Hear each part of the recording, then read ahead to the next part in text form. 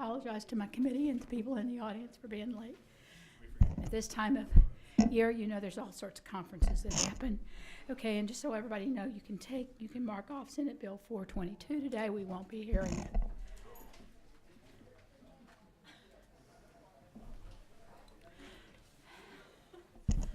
So, okay, let's hear Senate Bill 364. Senator Hufstetler.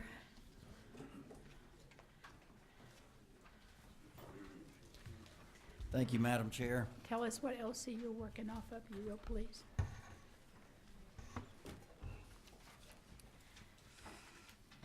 The one I've got here is LC 337158.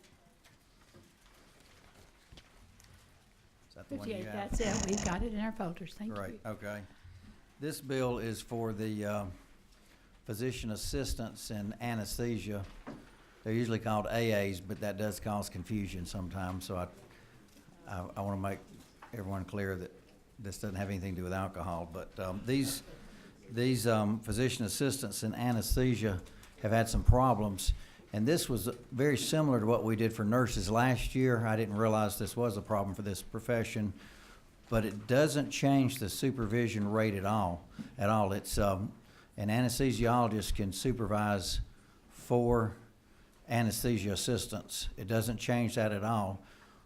What it does change is the sponsorship of them. We've had situations where there have been moms that work part-time and they split a job, and so he's still only supervising 4 at any time, any day, but on different days, different ones would work, and so this would allow them to supervise more, not supervise more, sponsor more, and still keep the supervision rate at 4. So it's really helpful to a lot of these moms that work part-time, split jobs, go out on pregnancy leave, where they haven't been able to hire them for places like Piedmont and Grady. That's the essence of the bill, and I'll certainly take any questions if that's your Okay, and to make preference. that, you know, my concern, that because supervision was in the preamble to it, that was not, but can I ask Jeremy Betts to tell us what he brought me? Jeremy, if you'll identify yourself, so that the committee members will know how I verified that this was limited. Yes, ma'am. My name is Jeremy Betts. I'm the Director of State Affairs for the American Academy of Anesthesiologist Assistants, representing the Georgia Academy of Anesthesiologist Assistants on this. 2 issues relate to the supervision, specifically lines 11 through 12 of your legislation cap the number of physician assistants in anesthesia that may be supervised at any one time to a maximum of 4. Additionally, 2 federal regulations govern this area and cap the max that a physician may supervise by payment methodologies. That's 42 CFR 410.69 defines AA as being medically directed by a physician, and then 42 CFR 410.110 defines medical direction as a physician supervising no more than 4 concurrent cases at any given time. Thank So you. Go ahead. both the Georgia statute would control, as well as payment would be controlled by federal statute. And my concern that it wasn't written here was that in anesthesia especially, that one anesthesiologist didn't need to be supervising 8 AAs. I mean, if you're being put to sleep, you want a little closer supervision for that. And then as, do I have to call you Mr. Betts? As No, ma'am. as Jeremy pointed out, it's a little hard to see you behind the podium testifying. Jeremy started with me, 10 years ago? 12, I think. 12 Yes, ma'am. as an assistant, and worked his way through finishing college and law school and becoming a lobbyist. And he looks just the same. He hadn't aged a bit despite all of that. So it's a little hard. But anyway, he furnished me the regulations he just read to you. Thank you very much. Wait a minute. Representative Pizzo, is the question for Jeremy or is it for the senator? It's for the senator. Okay, thank you very much.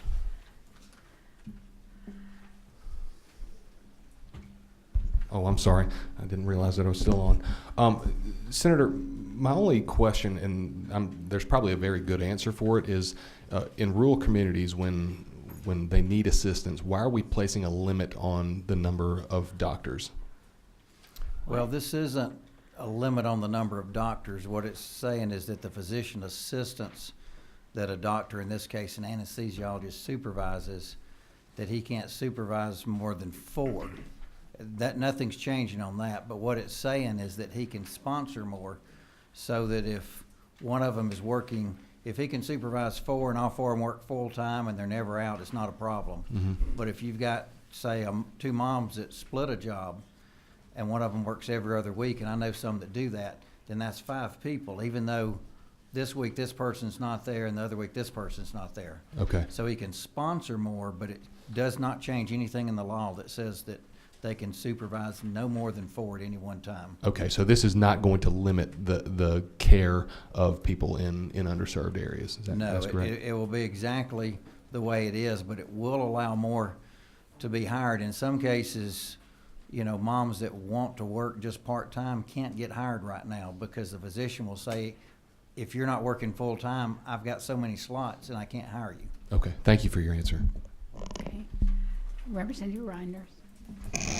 Representative Reinders, wait a minute. Then we go to Representative Newton. Thank you, Madam Chair. Quick question, is this only applies to anesthesia assistants, is that correct? That's correct.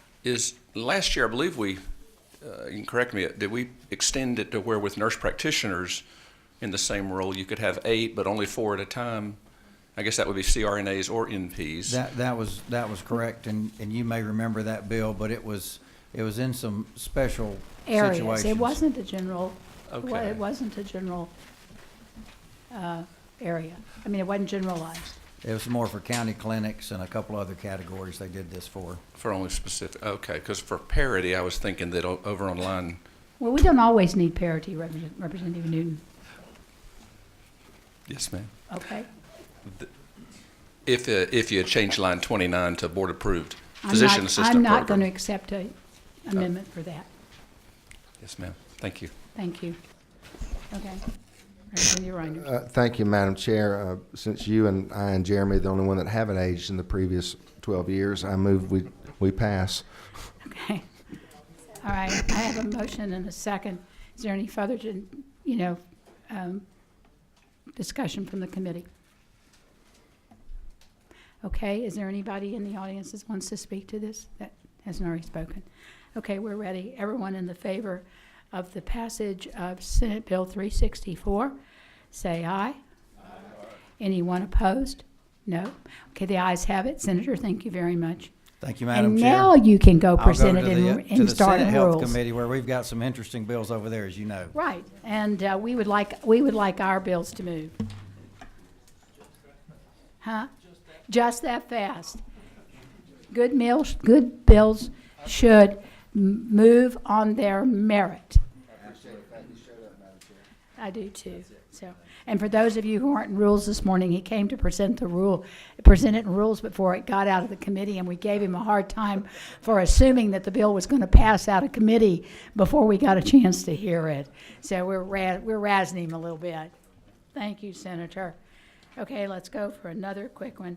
Senate Bill 370, Senator John Wilkinson.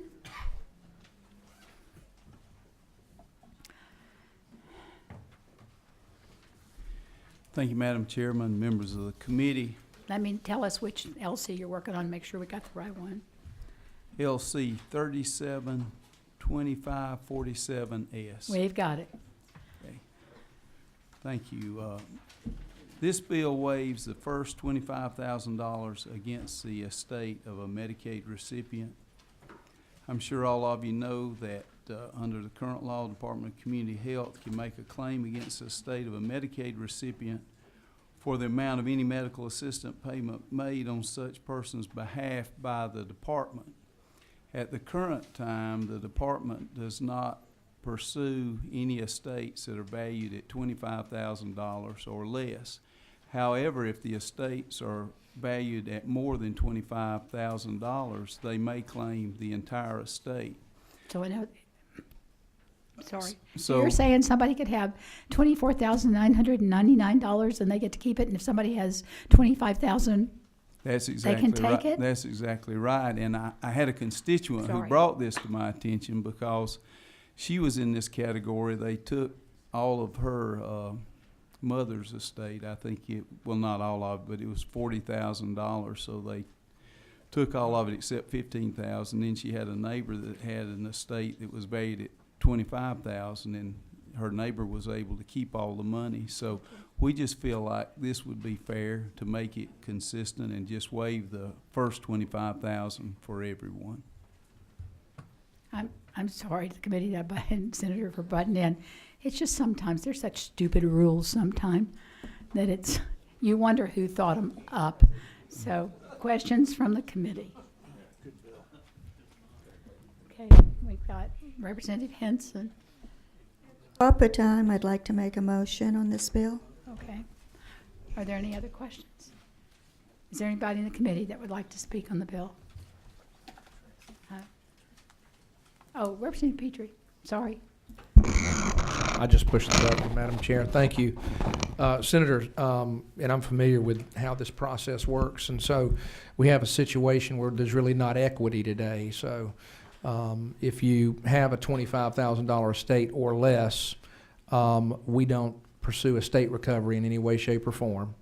If it's over that, we pursue every bit that is over that. So if it's $26,000, we're going to pursue that $26,000. And so That's correct. this is really an equitable approach to making sure that there is a set standard and we don't pursue any of the funding below $25,000. I wish I could have explained it as concisely and well as you did. Thank you, Senator. Thank you. Thanks, Representative Petrie. You did do a really nice job.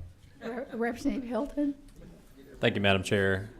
I'm not an attorney. My wife plays one. Where'd you stay last night? I'm sorry. Yeah.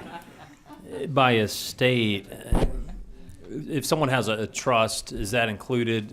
If they have all their assets in a trust that's set apart, is that included in their estate? Or can Now, it considered part of? I'm not an attorney, but it's all their estate that they have left after. Okay. Okay. Representative Reinders? Hang on Thank just a you, minute. Hold Madam on. Chair, and that's kind of the path I was going down, and I just want to make sure there's no intended consequences, and I'm not an attorney. But I do know situations where you have property. As a matter of fact, this body passed earlier a bill this year to help clean up manufactured housing in counties, in places. The problem is sometimes you have 2 or 3 generations of property that's been handed down and split amongst multiple children.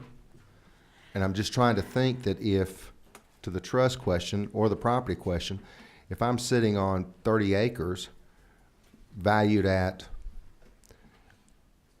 $200,000 and there's 4 kids that have had that, I would hate to think that there may be the unintended consequences that they may be able to do something against the entire land because it's in some kind of trust. And I've seen that. I know that's a problem local governments have with going through code enforcement and trying to do some things with some property. Trey, you're the attorney. Can you offer any insight? Well, he's the next one up. You beat him out before. Representative Kelly. Well, Madam Chair, I kind of want to relish in this moment for a minute. Go. Representative Kelly, go for it. As the only attorney sitting on this distinguished committee, I believe there's a.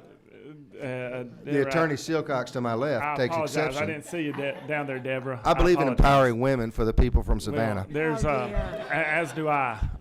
There's a 5-year clawback provision. So as long as you place it in a trust before that 5-year period, you wouldn't have any problems. If you try to transfer the property or place it in a trust, either to an individual or to a trust within 5 years, they can claw it back and go get it.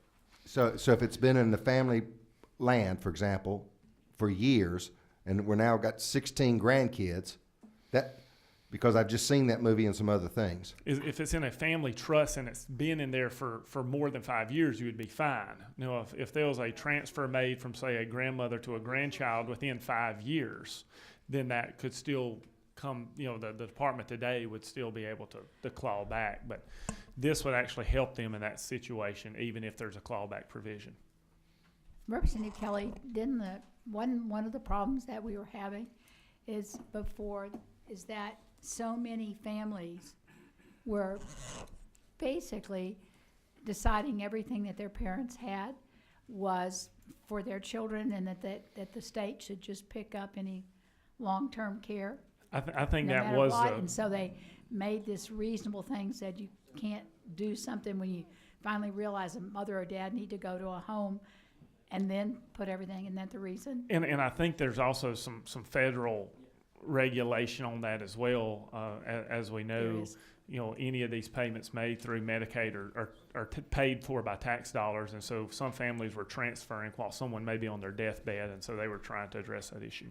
Madam Chair, my final position would be, I just hope, and I think this does it, I'm satisfied with the answer, but as we move forward, I would like to have the discussion to make sure there's not scenarios where the unintended consequences can be that you've got one indigent child or something who actually needs this exemption, and the rest of the family, not to game the system because they don't want to pay for mother's, nursing home, because I get that too, just to make sure that we don't have the unintended consequences that could be attached to something else. Thank you, Madam Chair. Okay. Don't ever say that anything's a simple bill. Representative Petrie? Yes, Madam Chair, I was just going to recommend that we might hear from the department. I see Deputy Commissioner Johnson back there, and That's a good I wanted recommendation. to understand maybe to what degree this financially is expected to impact the department and what their position is. Good afternoon, Madam Chair, and thank you. My name is Andrew Johnson. I'm with the Department of Community Health, and so I'm listening, and I think you're accurate on pretty much everything that's been stated. I would say the amount of recovery is limited to the services rendered. So let's say the estate's worth $100,000, but the services rendered were $25,000. We wouldn't take the whole $100,000. It would just be for the services rendered. Is one point I would make. The second point, and the language provides for it, we would have to get this approved through a state plan amendment. So, and there may be some question as with CMS as to whether they would approve it. I mean, we were one of the last states, Georgia for many, many years. I guess there's some advantage to having some historical knowledge on this. For years, Georgia didn't try to recover anything at all. And the feds, stepped in and, were concerned about the fact that we were not trying to do what we were supposed to do. I guess the I don't remember the amount, but they had us step in. So it is $25,000 today, Madam Chair, as we point out in the bill, and I would say CMS does allow the department some discretion when you're at kind of a borderline. If you're at $24,000, $26,000, I mean, there's some discretion there, and CMS does take into consideration extenuating circumstances in that, and in those situations, we would work with CMS to get a little bit of validation or approval. If it is, let's say, $27,000 and has extenuating circumstances, sometimes they would be look the other way. Overall, if they're recoveries that are due to the state, because again, there were services rendered, and indeed the money is owed and there is an estate there, if it's hands off then of course you have the potential of reducing the overall amount that would have gone back into Medicaid if you didn't. But again, at this point, we have we've reached out and are hoping to hear back just to get a little validation from CMS as to whether or not they would potentially approve something, and I'll follow up with the chairman if we get some validation there. Okay, thank you. Representative Hatchett. My question's been answered. Okay, and then last question, Representative Hawkins. So do I understand the department is not objecting to this bill? No. I'm not objecting to it. I don't. I can't speak to as to whether or not CMS would approve it. I think there's a Right. possibility that they may not approve it. Right, okay, I heard that. But if we pass this bill and then vote it in to law, then if they agree to it, then we're only talking about the first 25,000. I mean, you know, this is going to apply to some very poor people. And typically what I see, and I've seen this before, you have a caretaker living in the home, you know, and the person's in the nursing home. Sounds like a good bill to me. So, Thank you. I certainly don't object to the merits of the bill, and certainly understand what the author is, Chairman Wilkinson's going after here, and certainly understand that. And like I say, I won't give any further opinion on that. I don't take any issue whatsoever with that. well, So, thank you very much. thank you. Okay, we're Representative Hanson. Thank you, Madam Chair. I'd like to recommend that we pass Senate Bill 370, the Senate Committee substitute. Do you want me to read the number? No, it's all right. We checked it out before. Okay, we have a due pass. Is there a second? Second. We have a due pass and a second. Is there any further discussion? Anybody else wants to speak on the bill? Okay. If you come forward to the mic and identify yourself, if you will. It's okay.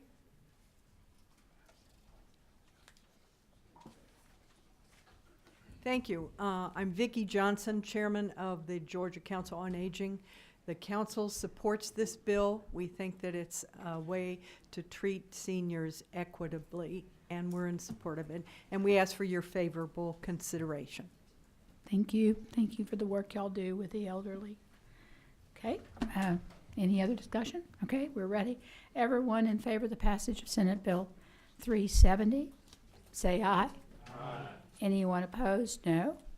Okay, the ayes have it. Thank you, Senator. Thank you, Madam Chair, members of the committee. Go turn in your form. Who's carrying this bill in the House?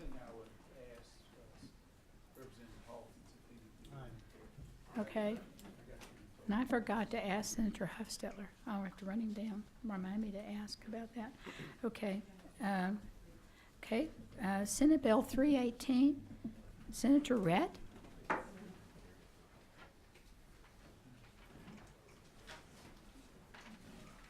Senator Redd, didn't a bill, I think I still have the bill from Senator Unterman from last year pass? It was more open. It wasn't a study committee, and it didn't make it out of rules. There was some people were concerned about it. Is this are you looking at this as a way to narrow it down to try it? This is a pilot study. Okay, here we go. Go explain it to us. So, and give us the LC. number. Yes, ma'am. LC 372629S. We got the right one, Senator. Go ahead. Thank you, Madam Chair. Fellow colleagues, friends, and y'all. Today I'm here to talk to you about Senate Bill 318. It's a emergency examination for involuntary evaluation pilot program. It's basically a study program. What this bill does is it requires the Department of Community Health to establish a one-year pilot program ending in July of 2019 to allow for the execution of a physician certificate for emergency examination of a person for involuntary evaluation and treatment for mental illness, alcohol, drug abuse, based on the consultation with an EMT or paramedic who has personally observed such person. The Department of Community Health must establish the parameters of this program and seek the input of local emergency personnel, hospitals, and mental health professionals to design the program. The Department of Community Health is authorized to select at least 2 counties in urban areas for participation in the program. This program is created basically to determine the effects and outcomes for persons in crisis emergency receiving facilities, first responders, and the public in the implementation of this broad authority to issue certificates. After such person in crisis is delivered to the facility, a physician examination should occur and a certificate issue if warranted. The Department of Community Health will basically review the results and outcomes of the program beginning 6 months after the program begins. And the Department of Community Health must report to the House and Senate Human Health Service Committees by June 30th of 2019 the following. The number of deliveries to emergency receiving facilities by EMT or paramedics, the impact of such deliveries on the facilities, including the volume, expense, personnel, and any other effects, interactions between the law enforcement, emergency personnel, and the facilities as such interactions relate to the challenges, obstacles, and outcomes, the impact on persons transported by the EMT or paramedics, or the impact on the public, and make recommendations on legislation. Basically, this is just a pilot study that was requested by the Georgia EMS because the EMS professionals were struggling with not knowing what to do with mentally ill patients and having limited rights on how to handle their situation effectively. I've worked with this bill, this study pilot. I worked with Josh Mackey, who's part of the Georgia Association of EMS, and I've also worked together with Travis Lindley, who's on the Community Service Board, and they both are on board to go through with the pilot study, and they may want to come up later on and say a few words. Okay. But thank you, ma'am. Okay, questions for the senator? Representative Peake. Thank you, Mr. Chairman. Senator, are you looking to kind of deal with situations, I was trying to find it, someone now, they try to commit suicide or something, they're required to go spend a period of time in a treatment facility. I think that's the way it works, or I'm not sure. I'm sure you call it something. Yeah. Yeah, 1030. Yeah. That's what they're trying Right. to do is get 1030. Is that what you're trying to address here, or are you trying to address a situation that someone in emergency personnel sees someone and therefore I'm just trying to get to the heart of what you're trying to. Basically, what this bill does is, let's say, for example, if a lot of times if somebody has a particular mental situation, where do the EMS take them to get service? And how does that work? Do they take them to the local jail? Do they take them to the emergency room? Does the emergency room have the personnel to do that? Or do they take them to a community service board to be serviced? And we want to take a close look at that. And also from the standpoint, let's say like a few years ago on I-75, somebody was threatening to jump. And they held the traffic up for probably about 4 or 5 hours until the mobile crisis team could come, survey the situation, and issue a temporary 1013 and then take them to where they need to go. Well, what happens here is a lot of times, as you can see, it can be a tedious and long process. So let's say if that situation happened and an EMT is there and makes some observations, they can call to the Community Service Board and make their recommendations, and they may issue a temporary 1013 and then take them to the proper facility that might be able to meet their needs. So the pilot program would just give a little more flexibility to the emergency professionals to be able to meet the goal of what you're trying to get to. Right. Yes, okay. sir. Okay. Because right now, where do we take them to is the big question, and how do they get the service they need? Right. Okay. Yeah. Sounds like a good thing. Yeah, thanks. Thank you. Representative Kelly. Thank you, Madam Chair. Senator, certainly appreciate the attention that we're giving to mental health and mental illness. It's certainly one that deserves discussion and debate. I just have a few questions for you. I guess the first thing, how many professions today, how many types of individuals have the authority to issue a 1013? As far as I know, you have to be certified in that area in order to issue it. Not just anybody can issue that.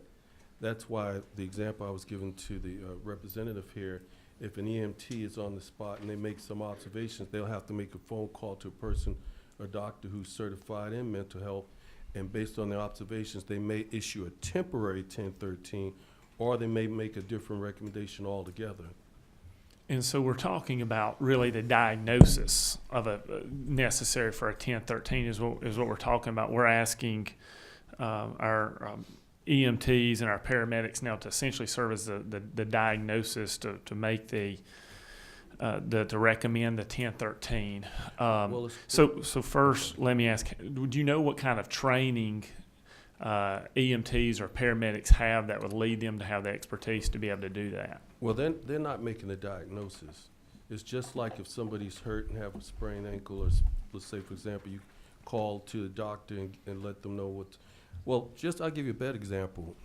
Last Friday, I had to renew my lifeguard certification and CPR. I happen to be the oldest lifeguard in Cobb County. Matter of fact, the kids were asking me the other day, it was Friday night, they said, what was it like growing up in the last century? I told them it was a groovy experience. But let's say somebody all of a sudden, and I've had to do this before, have go into cardiac arrest. What I would do is start CPR, then bring the defibrillator over, and I have to take notes and have somebody call 911. When the 911 people come there, I give them my observations and what I've done. I'm not certified as a doctor to say, well, this person has a heart attack or a blood clot, but I'd give them the information based on what I've observed and done, and then the professionals would make that diagnosis. And Once on scene. Right. And so, in this case, it's the same situation. Except they never come to the scene. They would give them their information by phone or radio, and then if the doctor who's in their consulting with doesn't have enough information, then then the question is, they would make a recommendation based on that, if they should take this facility or wait to that professional who's able to make the actual diagnosis come and get more information. Well, we basically, it's just a pilot study to see how it happens, because a lot of times people are taken to local jail or sometimes to the emergency room, and emergency rooms are not always often equipped with a certified mental health doctor on staff, or they may take them to community service board, but we just want to see how that process works. And in particular, we're looking at a couple counties here, but that's even more important when you look in your rural counties, because in some, I was on the Lieutenant Governor's Healthcare Task Force reform, and in some of these rural areas, there may be one hospital for 5 or 6 county, and if you have to go see a specialist, you have to make an appointment maybe 2 or 3 weeks at a time. So what do we do also in the rural counties if that situation happens? So it's just trying to take a realistic snapshot in order so we can gather real data and then formulate conversations on that, and hopefully it will materialize into meaningful legislation to help people who find themselves in those situations, and also help coordination. And just one more question, Madam Chair, if I can, and I'm done. Looking on line 50. I hope you're not charging us by looking on lines 52, I recognize that this is a provision that would give blanket immunity to anyone who made this, and I wonder if that's necessary because there's already standards that we have in code that deal with when liability is proper or not, and to give someone blanket immunity is a pretty that's a big step that we don't even do for ER doctors. And we have a pretty high standard that has to be met, but they don't get blanket immunity, and I just really struggle to see the necessity for that. Right, Senator Rhett, we're not going to take it for the committee. We're not taking a vote today, but I knew that people had questions like Representative Kelly's questions. So you might, if you will note that down, to look at that area. I was just going to answer him. It's not blanket immunity. It's just like they call it the Good Samaritan rule. If someone's choking and they can't speak, or if they're unconscious and I show up, since I'm trained, I can help that person. But let's say if I do something I shouldn't do that doesn't follow the code of rendering aid, then that's different. But this right here doesn't give total blanket immunity. Well, Senator Rhett, Representative Kelly's a lawyer.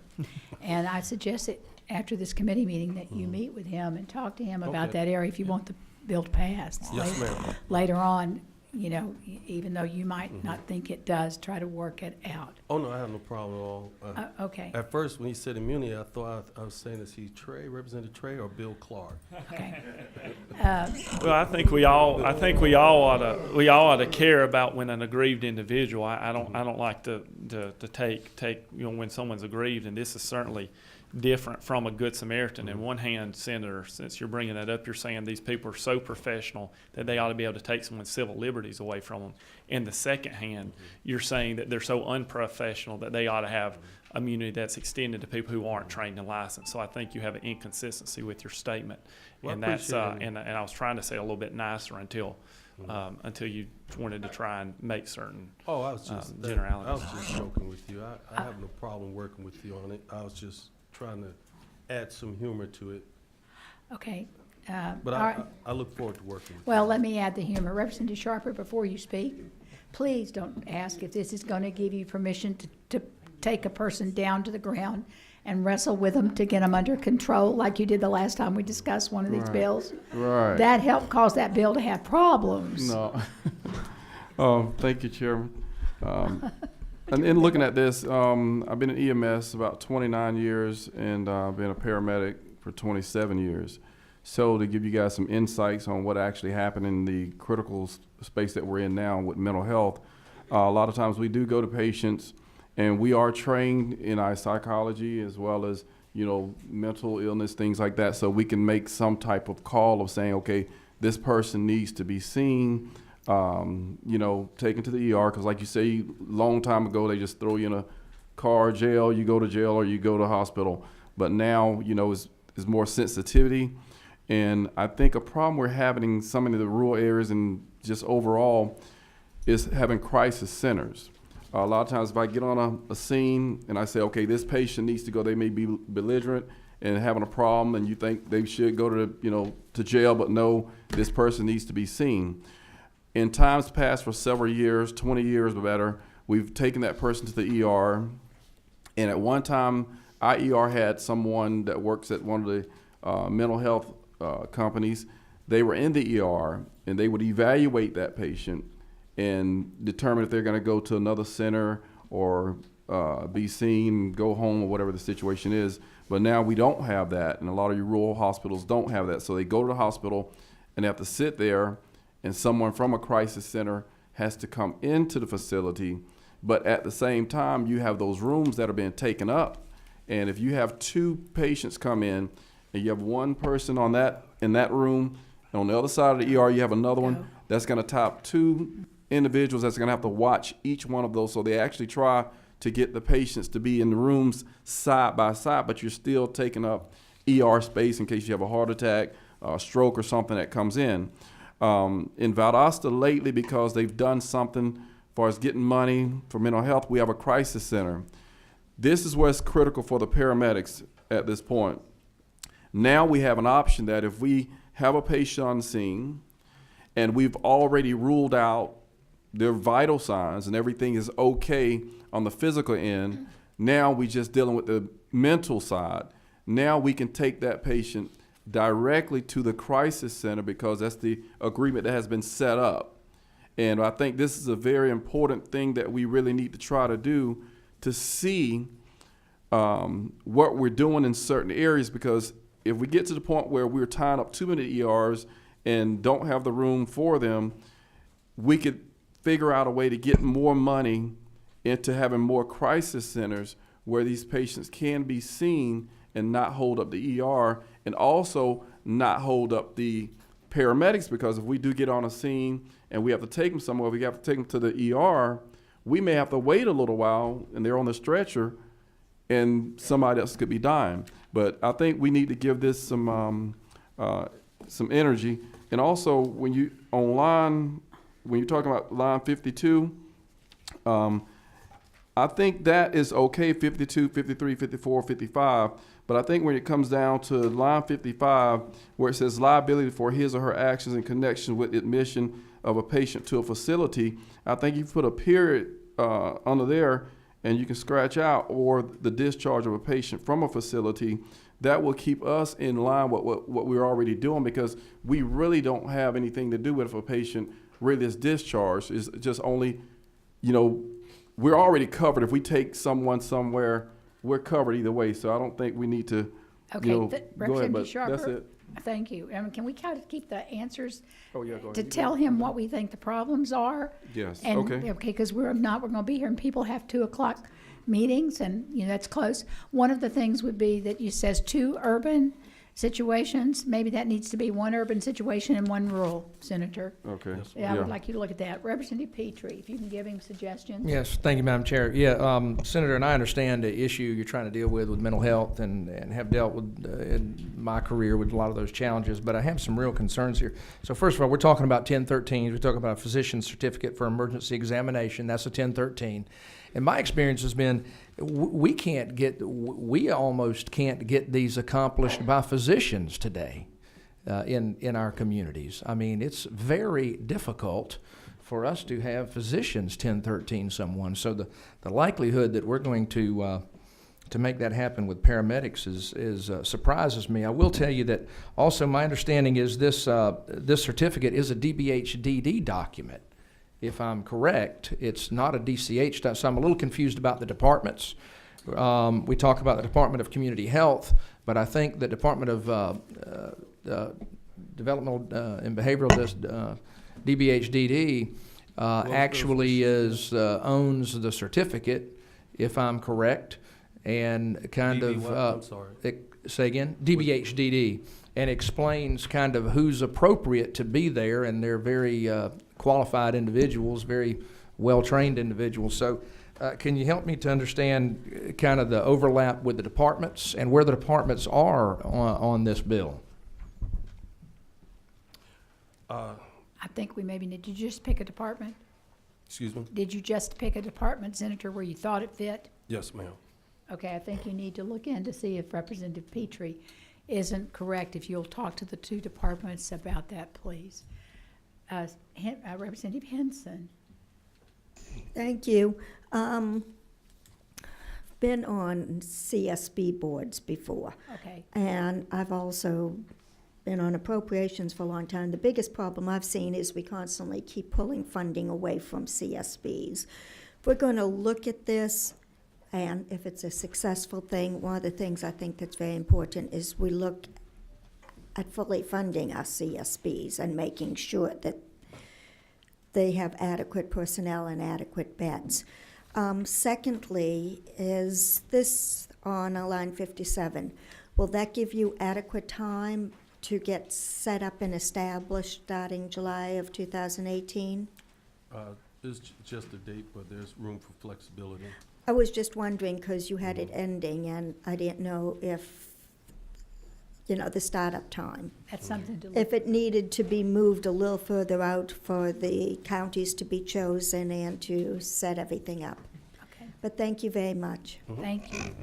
Representative Jaspers. Thank you, Madam Chairman. Thank you, Senator. I'm right in the middle.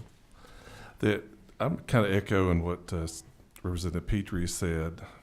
We're looking at, who oversees EMS. I think the department that oversees EMS should be in line 17. That would not, and I'm pretty sure it's not community health. And also, like he said, for BDHDD, mental health is not, community health. And also, just a question, I think I heard Representative Kelly talk about was training, because you're really almost giving an EMS person a specific role, almost the same authority as a deputy, to take away, as he said, their constitutional rights and involuntary hospitalization, something we need to think about. But also, is there any money in it?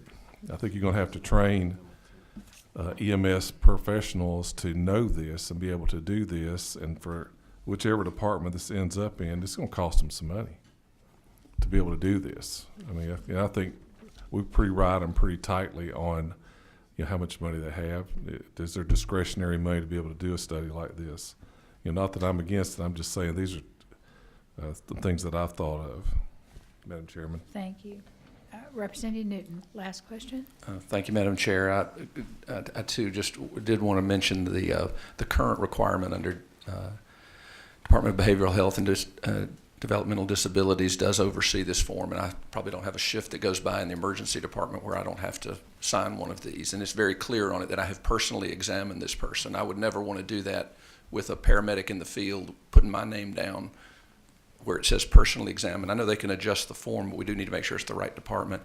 And finally, I guess the people who can do this now are licensed physician, licensed psychologist, licensed clinical social worker, or a clinical nurse specialist in psychiatric and mental health. That's a pretty high bar, as Representative Kelly and others have mentioned, to take away somebody's right to walk away. We take them against their will, and generally, if you're bringing them to an ER, you're going to have an ER doctor do this, and we do the medical evaluation that's required, and oftentimes there are medical components to a mental illness that need to be addressed, whether overdose or substance abuse or other things. So even electrolyte abnormalities can cause this. I think it's going to be tough to get the disabilities, behavioral health and disabilities to agree that this can be done without some more specific training, more commensurate with those that are on the form currently. So you might want to talk with them about either additional training, not just a standard EMT course, but something a little more involved regarding behavioral health, and I think that might help. Or basically, we can take that part out and just pretty much focus on the study as to where we take these people for treatment and how that is facilitated. I agree. We don't have many places to take them, which is why they do stay in the emergency department an excessive amount of time. I don't believe the paramedics would have a special input more than we do as an emergency physician to get somebody from the ER that needs to get them moved who've already screened them for medical causes. I think there's not a lot. So this would shorten the process if there were plenty of beds, and it could be appropriate, but generally there's not a lot of beds, and that's the reason they stay in the emergency department, but that's only after they've been fully medically screened by a licensed person. Okay, and thank you. And I think one thing you need to look at is, I think Travis Lindley last time said that if we're going to do this, we need to make sure whoever's recommending it or wherever you're taking them, that they have room for them or a bed for them at the hospitals or whatever. Mm-hmm. Okay, and I have a question for somebody in the audience. How many 1013s can somebody answer to me, how many 1013s were issued last year, and how many of them were really needed on the ones that, when they were evaluated, nobody knows?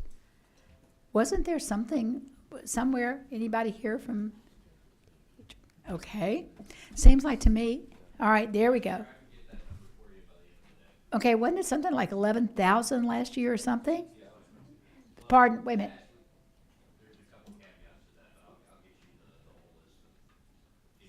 But it was a rather large number, wasn't it? Okay. Oh, and Kelly's gone.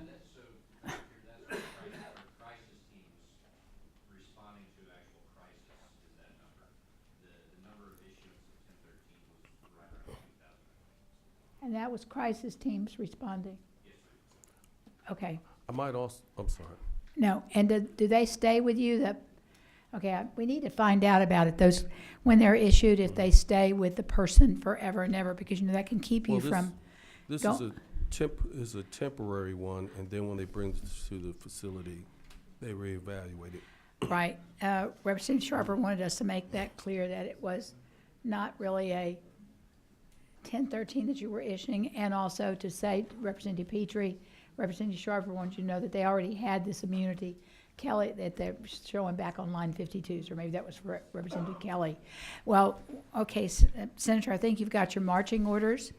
If you would look at this, talk to people on the committee, and then see how it needs to be changed, and then we'll try to get you back in at a later time. Right now, we're not having a meeting tomorrow. I thought we were going to hear some big bills, that we would look at those, and including the one about setting up what we have called the drug czar. But apparently, that's not as important, or it's not important. So for right now, there's no Tuesday meeting. Stay tuned. If we have one later on, we'll send it out to you by email. And I'm going to embarrass him today, but I will say I'm very proud of Jeremy from where he's gone. You know, since I've known him since he was just knee high to a grasshopper. Anyway, and he's turned red. But anyway, thank you to the committee. We are adjourned. Sorry, Jeremy. You just read like, you know, as you could be.